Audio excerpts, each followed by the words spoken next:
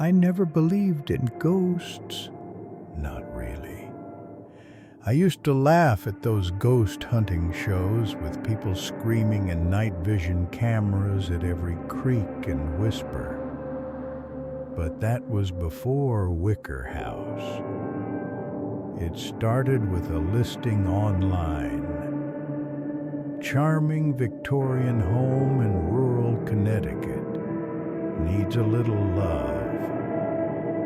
I was recently divorced, had just inherited a small amount from an aunt I barely knew, and needed a change, so I bought it. The house was enormous. 3 stories, steep gables, and a porch that creaked when the wind blew. It sat at the edge of a forest, surrounded by towering pines. The closest neighbor was nearly a mile away. Perfect for peace and quiet, I told myself. But from the first night, things felt wrong. The house groaned constantly, not like settling wood, more like it was breathing.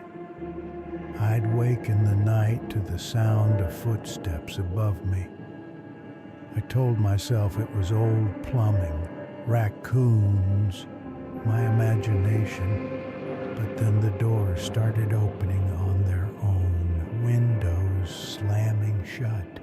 My phone would ring with no caller ID, and when I answered, I'd hear static and breathing.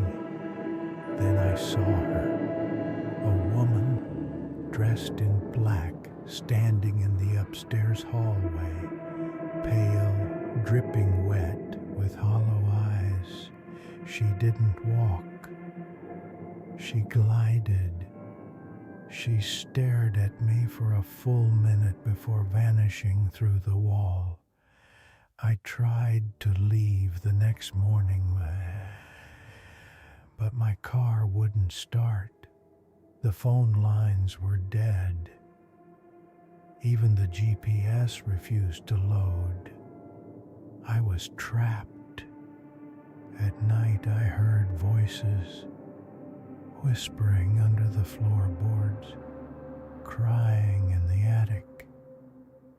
Once I woke to find muddy footprints leading from the forest to my bed, and back out again.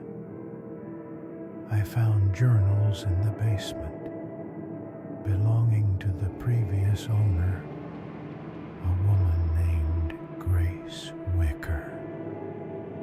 Her entries became more frantic with each page.